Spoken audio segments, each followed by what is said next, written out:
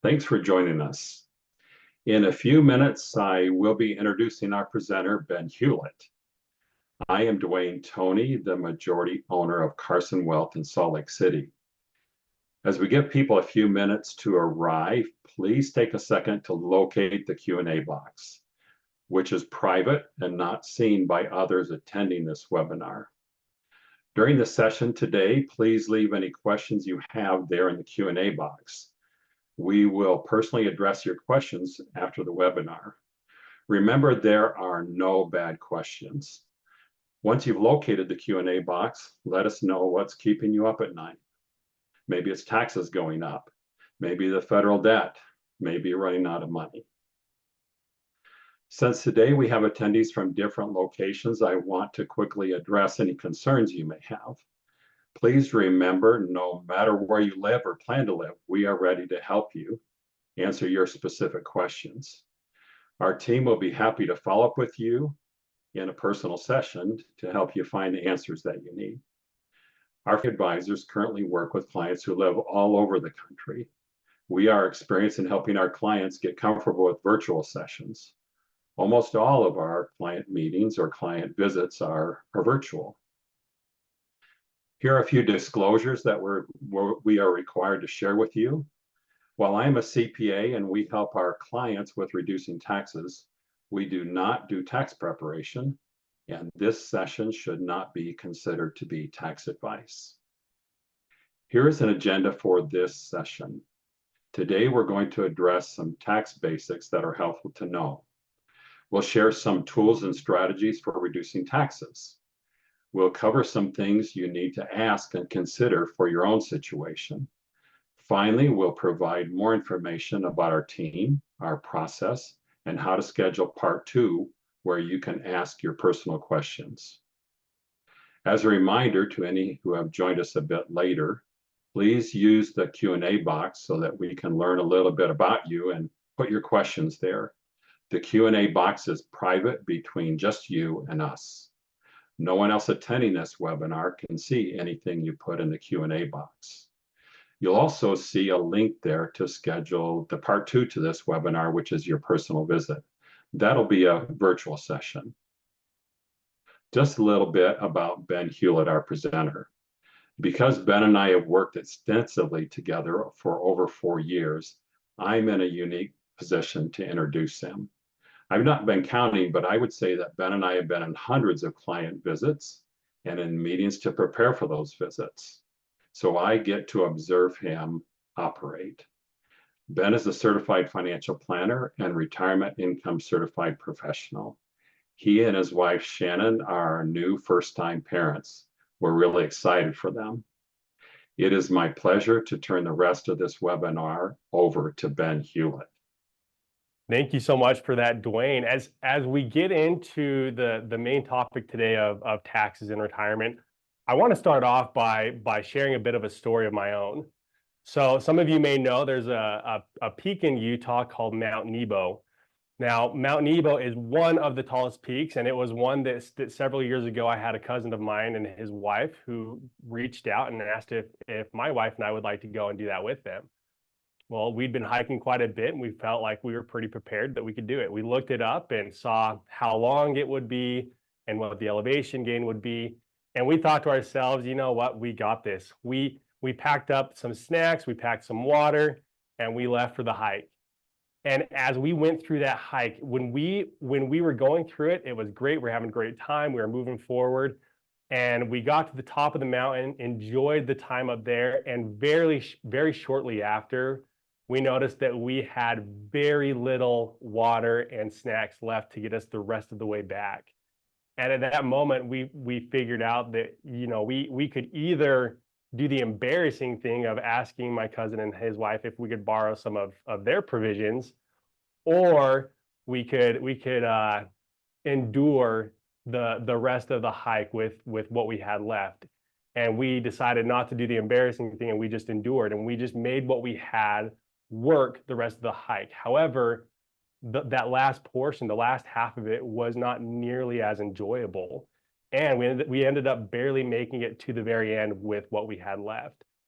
And this taught us a big lesson on the importance of truly going into something prepared. We thought that we knew what we were doing. We thought that we had the right tools for it, but in the end, we did not. And it's a tough one when you're halfway through and you can't go to the store at that point. You can't, make those big adjustments at that point. And so this comes in the importance of preparation and working with some experts as you are looking at this big hike per se that you're looking at as you look at going into retirement. As we get into this, the big question that comes up is why taxes in retirement? Why are you here today? Well, first and foremost, retirement will come eventually. Now, paying taxes is inevitable, and in many cases, it can be very complex, especially depending on your situation. And the right plan, again, the right plan specific to you can make all the difference. Now, what are some of the things that you should know? Well, where are you right now? What are you planning for? And how are you going to manage your assets as you go through this, again, this hike through retirement? And one of the big questions that comes up on this is, well, can you maintain your lifestyle in retirement? A lot of us look at moving into retirement as a time where, okay, all of our expenses will go down significantly and we can live off of what we have. In many cases, that's not what happens. In fact, it tends to be the same, or in some cases, even more expensive because of the extra time you now have. So can you maintain that as you move into that next phase? Well, this brings us into the topics of some basics. Again, we want to set the foundation of taxes as we go forward. Now, one thing that you're looking at here is we have the federal income brackets. Now, you can see how that's laddered, where you go from the 10 to the 12 to the 22 to the 24, up into those 30s and so on. And something that can be a bit of a misconception is oftentimes people will look at the tax brackets and think, hey, my income is at this level, I'm in the 24% bracket, and therefore all of my income is being taxed at the 24% bracket.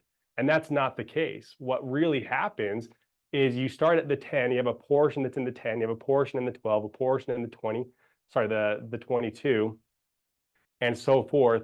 And it's that next dollar that will be in that marginal bracket, the bracket that you're currently in because of your income. So it's important to know that not everything is being taxed at that level. And something else that you'll notice here is we have this window of opportunity that we're showing. Now, I want to be very clear. For some of you, there may be an opportunity in the 10 to 12% bracket. For others, it may be in those 30s, depending on your situation, your circumstances, what you've saved up. For a lot of you, it may be that 22 or the 24% bracket. Again, it all depends on your unique situation. Now, we currently have these tax brackets because of what is called the Tax Cuts and Jobs Act. And we'll talk a little bit more about that here in a second. But as you look at these brackets, I want to warn you that they're not always this simple. In fact, in a lot of cases, they're not this simple. There's something that is called the real tax system. And in the real tax system, what happens here is there's actually different sources of income that could push you up into higher and higher brackets than what you even anticipated. And the reason why is there may be sources of income that in some cases would not be taxable. In other cases, they become taxable. That includes things such as Social Security income, capital gains, Medicare premiums. Again, things that the way they're taxed is different depending on what other sources of income are there.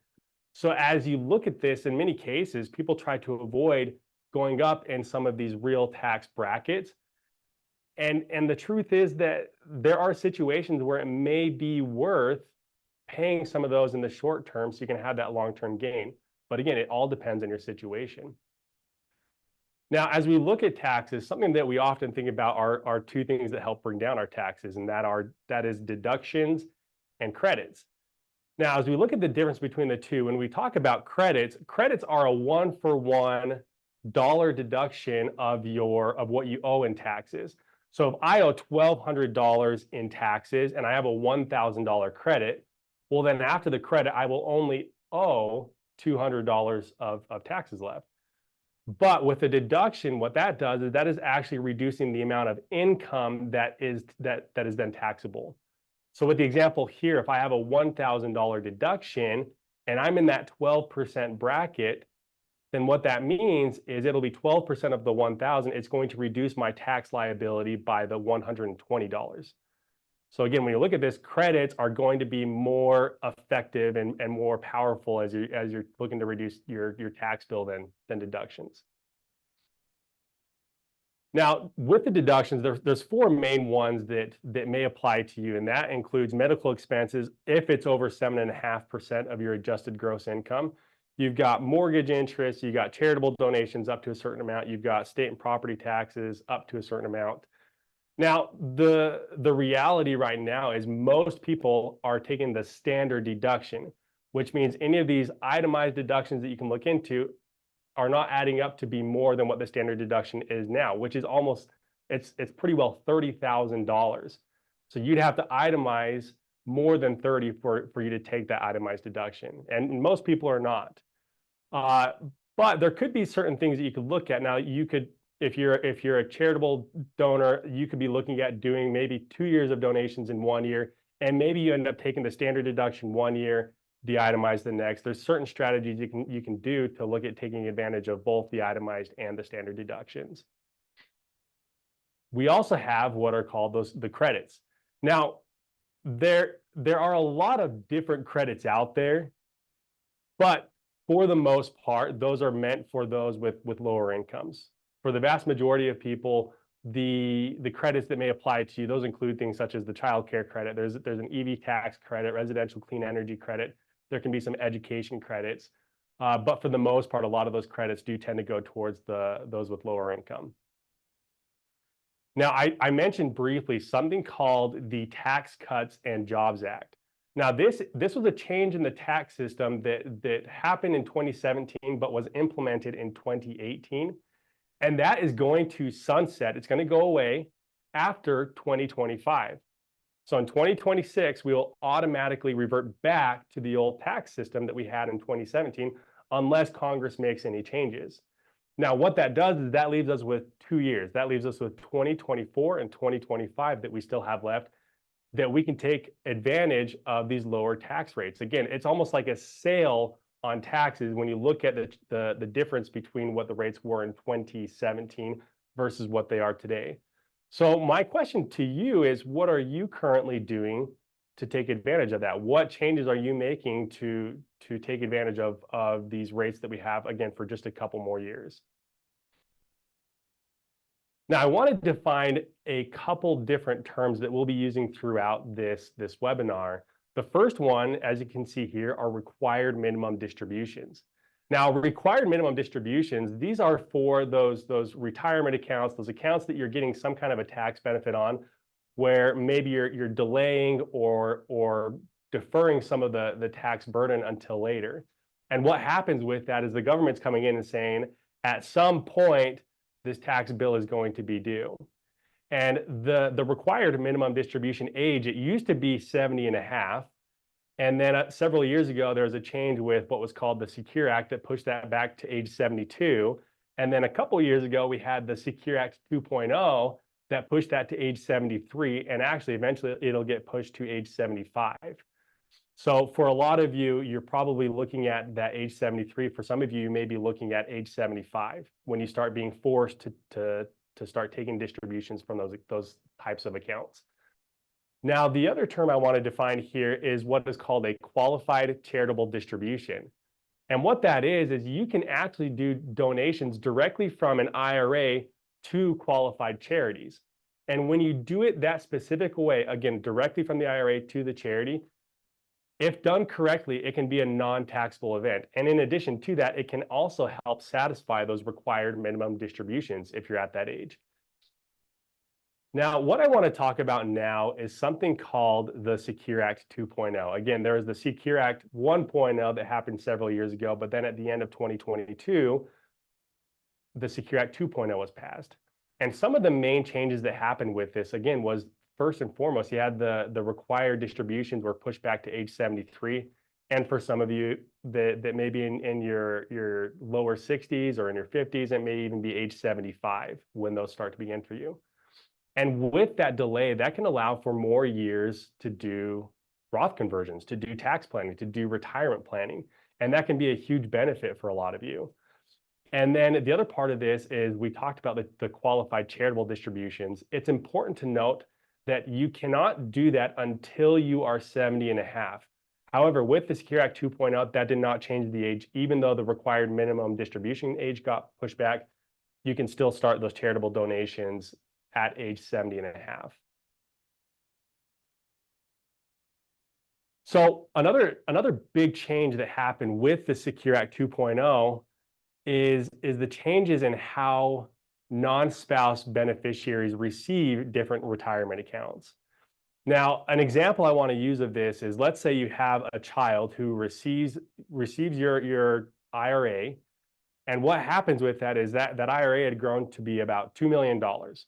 Well, currently, if someone receives an inherited retirement account, and in this case, an inherited IRA, if they are not your spouse or a qualified person, then what will happen is they will have 10 years that they have to take out everything within that IRA to become taxable.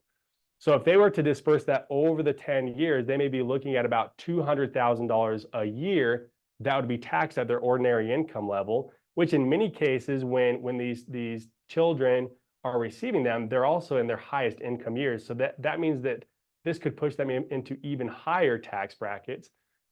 One thing I want to encourage you is there are things that you can do today to prepare not only yourself, but also your children to receive these inheritances in a much more tax efficient manner.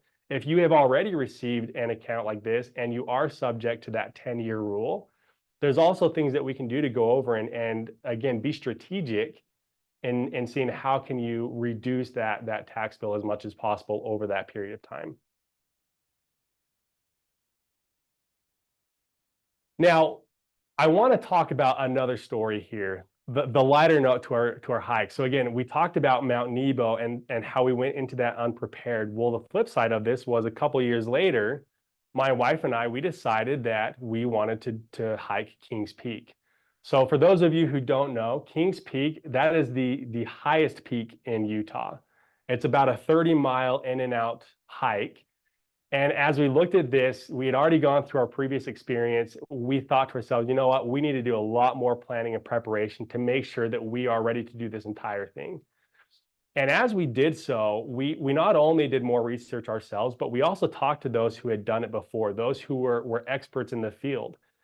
And by doing so, not only did we go into this more prepared, we also didn't go into it over prepared. We didn't go that whole other direction, because what happens on a hike like that is you don't want to be carrying far more than what you need to, but you want to make sure that you're preparing yourself if it's going to be hot, if it's going to rain, what kind of water do you need, what kind of provisions. And by talking to these different experts, we had a much better idea, and this ended up being a much better experience for us.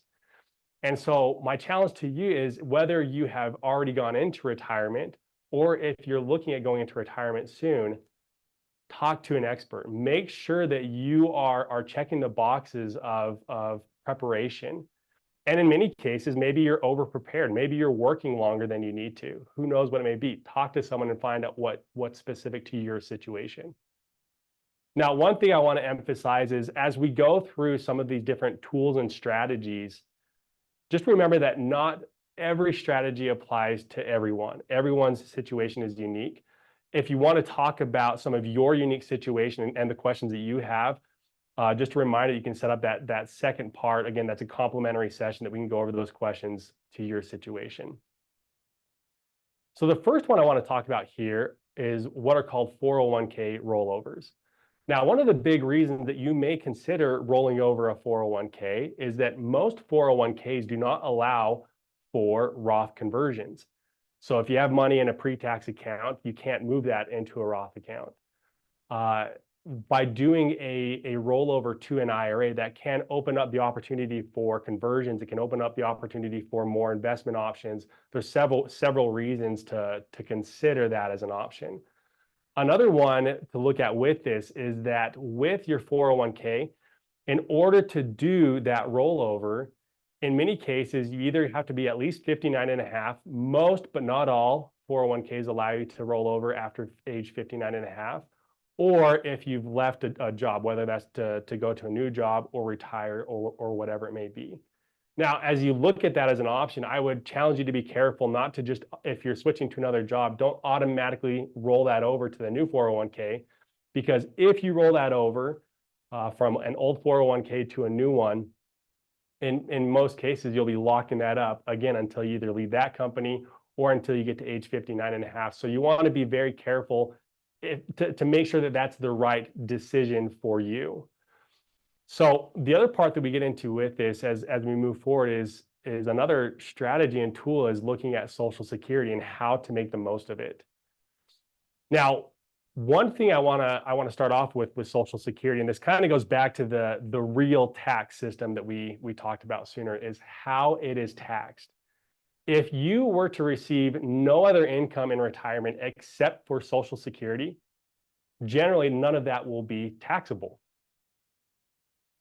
But once you start bringing in other sources of income, that can then start causing portions and more portions of your Social Security to become taxable. That can be things such as ordinary income if you're still working. It can be dividends and capital gains. It can be distributions from certain types of IRAs. It can be non-taxable interest. These different areas can then come in to cause that to become taxable.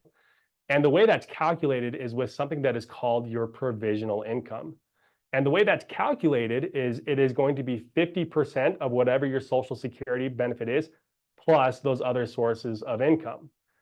Now, as you look at the provisional income, there's different brackets that you can start to go into. Now, it's different if you are filing as single or if you're filing as married. And you can see those different income limits here, where 50%, then 85% starts to become taxable. Now, I want to go over an example with you. In this example, we have two different households. Now, both of these households are receiving $60,000 of income, the same amount of income. However, the first household here, that $60,000 that they're receiving is $20,000 of Social Security and about $40,000 of IRA distributions. When we look at the provisional income, again, half of Social Security, so half of 20 would be 10, plus the 40 would come to $50,000. That's their provisional income. Now, as you look at the 50,000 with those brackets, well, a portion of that is over that $32,000 limit. There's also a portion over the $44,000 limit. As you bring these together, that causes about $11,000 or about 55% of the Social Security benefit to become taxable.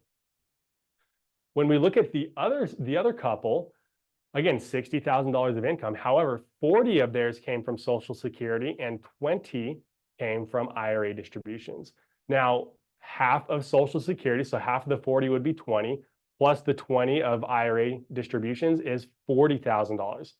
So their provisional income is $40,000. Well, when we go back to those different limits, again, they have a portion over the $32,000 bracket, but nothing over the 85%. And as we look at this, only $4,000 or about 10% of their Social Security income is going to become taxable. Again, because of how strategic they were and how they were receiving their income. Now, I do want to emphasize that the most your Social Security can become taxable is up to 85%. So there won't be a situation where all 100% of your Social Security becomes taxable. So if you're looking at this and thinking, this is a bit overwhelming, you're not alone. This is very common in the way that Social Security works. You want to make sure that you understand the consequences of the different decisions that you're making, whether those are good or not as good. Another question that often comes up is well, when do I start Social Security? There's something that is called your full retirement age, and you're probably aware of what that age is for you. For a long time, it used to be age 65. Eventually, that got pushed up to age 66, and currently, that's transitioning from age 66 to age 67. So there might even be some of you that your full retirement age is 66 and 6 months or 66 and 8 months. And then for a lot of you, it may be just age 67. However, even though that is the full retirement age for your full Social Security benefit, that does not necessarily mean that that's the best time to start your Social Security income. As we look at this chart here, it takes you through some of those different break-even points. A lot of people want to know, okay, what's the difference if I start at age 62 versus at my full retirement age, or what if I delay it until 70?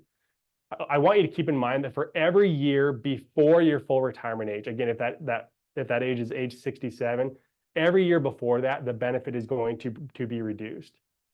For each year after that, up until age 70, that benefit is actually increased. And so it's about 8% each year between 67 and 70 that can increase. One of the factors that can go into the timing of Social Security could be, what's the question of longevity in your family? But it could be other things. It could be, well, what's the longevity of your spouse? Or what other sources of income do you have? Or what types of accounts do you have set up? Or what's part of your income floor? Do you have pensions? Do you have other sources? There's a lot of questions that go into the timing of Social Security. This is one that I really want to encourage you to be very careful in when you start that benefit. Talk to a professional and go over your unique situation to make sure that you're starting at the time that's going to be the most beneficial to you, your family, whoever it may be.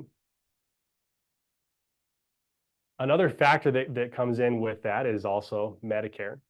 Now, the one part I want to talk about with Medicare today is just the cost of the Part B and D premiums.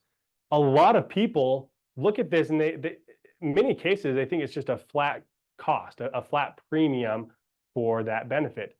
However, that's not the case. The cost of the Medicare premiums can go up similar to your tax brackets, depending on the level of income that you have. So the higher income you have, you may be pushing yourself up into higher Medicare premium brackets. So again, we mentioned something called the Roth conversions. We'll talk a little bit more about that here in a second. You want to be very careful in understanding what you're doing when you're pushing your income up to higher limits. And this is one of those areas, is how can that affect the cost of your Medicare premiums? Now, the way they do this is they do it based on what is called a 2-year look back. And what that means is in 2025, they'll be looking at your taxes from 2023, your income for 2023. In 2026, they'll be looking at it from 2024. And that's what'll determine what that cost of the premium will be for that year. Now, again, those are temporary, and there can be situations where it may make sense to temporarily pay a higher premium. It's very unique to your situation. Now, another strategy or tool to look at and consider for those of you who have built up some taxable investment accounts. Again, we're not talking about a traditional IRA or 401k or Roth IRAs or Roth 401ks. We're talking about just a normal taxable account. In these accounts, you may have someone that years ago bought Microsoft or they bought Apple, and it's just done phenomenal over the last decade or two. But what happens a lot of times is at that point, you start to get stuck where you say, I can't sell anything, not because I don't want to, but because once I start selling this, I know there's going to be taxes. There's going to be capital gains that I owe on all this growth that I've had over these years. One of the strategies that can be looked at with this is something that's called tax loss harvesting. While you may have had gains in Apple or whatever it may be, you may have had losses in another type of investment. And again, with that, depending on that investment, if you realize some of those losses, that can actually be used to help offset some of those gains. That can give you some more freedom in being able to diversify or be able to use those funds for living expenses. So again, being strategic in how you're doing your planning. Now, we've talked quite a bit about different types of accounts, and I want to go over a few of those. Now, the main ones that we've talked about is you've got tax deferred, tax free, and taxable. So tax deferred accounts, these are generally your traditional 401k or a traditional IRA, some life insurance policies. These are ones that maybe you got a tax deduction, but really you're getting tax deferred growth, and at some point you're going to be paying taxes on that money. Tax-free, this is one where in a lot of cases you pay the taxes up front, but then that growth is not only deferred, but once you start taking distributions from there, it can actually be tax-free if done correctly. Now, there's a unique one here that is called a health savings account, an HSA, where you can actually get a tax deduction up front and get the tax-free growth, assuming that's used for qualified medical expenses. So that can be a really good tool to look at as well. And then you have taxable accounts. Well, taxable, that can be different taxable brokerage accounts, like we talked about with the tax loss harvesting. It can be real estate. It can be even your income. These are sources of income or assets that are being taxed along the way. That could be from, again, the income, the dividends, capital gains, whatever it may be. So they're not getting that deferred growth like the tax deferred and the tax free strategies. Now, a big thing with these different accounts is learning how to utilize them together. It's not that one is necessarily better than the other. They're different and they can help you accomplish different goals. And so this is where you want to be strategic in how you are building your wealth. And that could be something that you did years ago or something that you're even doing today. And having assets not only in a traditional IRA or 401k, but having some also in Roth or having some in non-qualified. And by doing that, you can start having what are called blended withdrawals from these different accounts. So you could pull some from a traditional IRA, pull some from a Roth, and pull some from a taxable account or whatever it may be. And by doing that, you can have a lot more control of what your taxes start to be with those different sources. And I want to give an example here. And this is, I mean, this is the joy of my job is going through and finding these different strategies that can help benefit you for the long run. Now, this is a hypothetical situation, but I want to, again, go over two different households. The first household you can see here, they were strategic. They did those blended withdrawals. And so they not only took their Social Security income, they took some from traditional IRAs, they took some from Roths. And by taking them from the different sources and being very careful with how much they took from each source, they were able to get $100,000 of income and pay no federal taxes. However, on the other side of that, you had somebody that did not have blended withdrawals. They had their Social Security benefit, they had their IRA distributions, and they didn't blend that with other accounts. And because of that, again, their $100,000 of income ended up causing $6,000 in federal taxes. And you think about that, that's $500 a month that they're missing out on just because they weren't strategic in where they're pulling that money from. Now, again, this is hypothetical. Everyone's situation is different and what's available to them can be different depending on what's been built up. But in a lot of cases, in many cases, there are things you can do today to make adjustments for the long term. So maybe you're doing something today that gives you some more control tomorrow. And a couple of those things that can start moving you towards that direction is the Roth conversions. And again, with the Roth conversions, this is a time when you're saying, hey, I'm going to choose to pay the taxes on a traditional account, a traditional IRA, maybe a 401k if it allows it. I'm going to pay the taxes today to move that to Roth so that it can now grow tax-free. Now, in some cases, again, we go back to the different tax brackets, there may be a window of opportunity to do this at what could be lower tax rates. Again, you're looking at not only what is your tax rate today, but what could it be in 10 years from now and 20 years from now. But the other side of that is you want to convert enough, but not too much. We talked about the qualified charitable distributions. With that, you can actually do donations from your IRA to the qualified charity, and that income is not taxable at all. So in some cases, you don't want to convert too much from a traditional IRA to Roth, because while you want to take advantage of low taxes, there's no better tax than no tax. So again, you want to be careful on how you are implementing those different strategies. Now, whether you have started required minimum distributions now or not, I have seen very few situations where there's no room for opportunity. So don't worry if you're in that situation, you've already started some of your required distributions or you've already started Social Security, just know that there can still be a good window of opportunity. Another part of this, as we'll get into it, is it's not only important about these different types of, we talk about these different types of accounts. Well, a lot of times you hear about having a diversified account and having the right investment allocation. Well, this also adds in the importance of having the correct investment location. So what investments do you have in a traditional IRA versus a Roth IRA?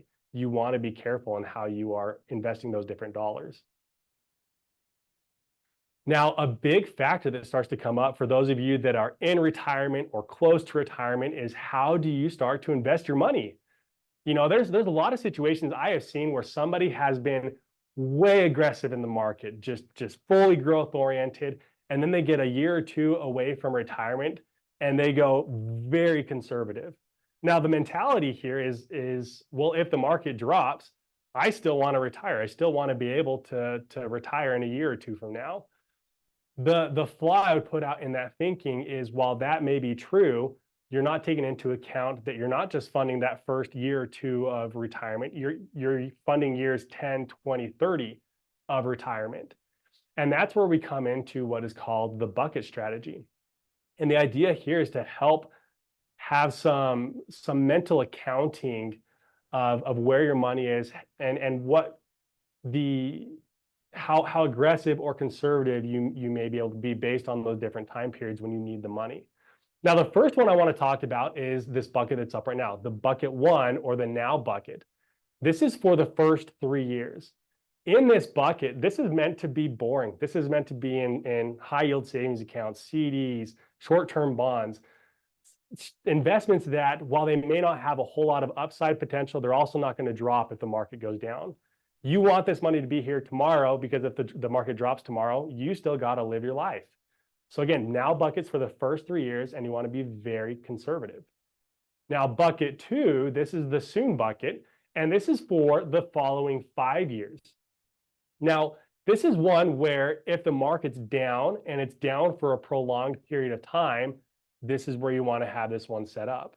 Where on the upside, you want to be keeping up with, if not outpacing, inflation. However, if the market's down 20%, you do not want this to be down 20%. So while you're not necessarily in cash in this strategy, you want to be in something conservative that's going to get some of the upside, but also only get a fraction of the downside. And then that brings us to bucket 3, your later bucket, or your future bucket. And this is helping fund years 9, 10, 15, 20, 30. And this is meant, again, for the future. That means that if the market drops today, hopefully you can sleep at night, because you can say, hey, look, I've got my bucket 1 filled up. I've got my bucket 2 filled up.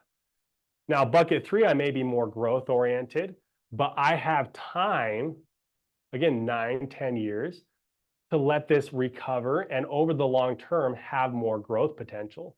This is where you may have some more stocks. You may have something that, this doesn't necessarily mean that you have to have the most aggressive investments ever, but you tend to be more growth oriented here. So as you see the market fluctuate, generally you'll see this bucket 3 fluctuate more with it.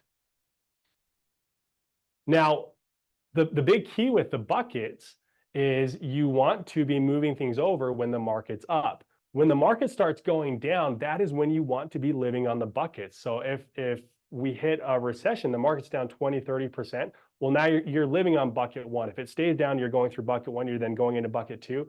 But as the market recovers, as the market is at or close to all-time highs, this is when you want to start shifting some funds from bucket 3 into bucket 2 or into bucket 1. The idea here is you want to sell high, right? You don't want to sell low, you want to sell high. And those are the times you're looking at refilling those different buckets. Now, what does it look like to work with Carson Wealth? Now, one of the big things we do is we are very specific to you and your situation. Everyone we meet with, and this is the joy of the job, is that everyone we work with is different. Your situation is unique to you. Every plan we build, everything that we do is unique to you as well. Now, as you can see here, one of the things we go through is we will look at your situation. We'll take you through, okay, here's your different income sources. Here's your different investments. Here's your needs, your goals. And we can say, okay, running this through 1,000 different scenarios. So good markets, bad markets, everything in between. Maybe you come back at a 95% probability of success. That's a high probability of success. But maybe you come back at a 70% probability of success.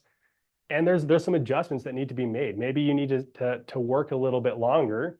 Maybe you need to spend a little bit less. Or maybe there's some strategies we can do. Again, the timing of Social Security, some of these conversions. Maybe there's other strategies that can help boost that probability of success up. Again, you want to be at a higher probability of success. Another thing we go through, and a big question that comes up for us a lot is, well, when I get to retirement, I've been receiving paychecks my whole life. Once I retire, where is that income coming from? If I've started Social Security, great. Where's everything else coming from? If I haven't started Social Security, how am I supplementing that? Where is the income coming from? We can go through where that income is coming from throughout the course of your life. And another thing that to consider too, as we go through some of the areas that we discuss, is what is the impact? What's the potential impact of the decisions that I'm making? Now, one you can see up here is, well, what if I'm implementing, what if I'm doing these Roth conversions? It doesn't feel good because I'm paying taxes today, but how is that impacting me over the long term? You may be paying more money today, but you may be saving tens, hundreds, maybe even millions of dollars over your lifetime. The charitable donations, how does that impact me? What am I saving over my lifetime with the tax savings if I'm doing that strategy opposed to something else? Now, as we come up to this, another factor you want to be looking at are what are some of the questions that I have. Now, these are things, as Dwayne had mentioned, if you have certain questions, if you have your own questions, go ahead and leave those in the Q&A box. We can talk about those in the second session as we talk about you and your situation. But here's a list of some very common questions that we hear and that we'd be more than happy to talk about. So maybe there's something on here that applies to you, or maybe there's something else that's been on your mind that's keeping you up at night. Please come to us with those questions. So what does that engagement with Carson entail? Now, we go through something that we call the Your Planning Progress. And what that is we line out exactly what meeting with us would look like. And so this is where we're able to go through, and again, we want to be very specific to you and your situation. So we need your information, and we would need to go over, what is available to you. With that, what are your goals and priorities? What are we reaching for? What are those ultimate desires that we're wanting to accomplish with this plan? And then what are some of these strategic opportunities? What's the timing of Social Security? What happens if I do conversions? Should I do conversions? There's, again, as we get into the circumstances of your situation, these are the questions that you want to find out before you begin that hike. Again, you don't want to be at the peak. You don't want to be halfway through that hike and then figuring out, oh, I should have made some other decisions. You want to do that before you're beginning that, or earlier on. And then other areas is the risk control. We want to talk about, yes, how can you get that higher probability of success? How can you build up your wealth over time? But on the flip side of that is, well, how do we protect it? How do we make sure there aren't unforeseen circumstances that could cause you to lose some of those investments? It could be that you're being too aggressive in the market. It could be that you're too conservative. It could be different insurance situations that come up that could be concerning. Long-term care event, a disability event, early death, or even some kind of litigation with property. So you want to be careful making sure that you are protected as well. And then the last thing on here is your personal legacy. After all is said and done, what kind of a legacy do you want to leave behind, whether that's for your kids or a charity or whatever it may be? What's that ultimate lasting legacy that you want to pass on, and how can you be efficient with that? So a big question you may have is, well, why Carson Wealth?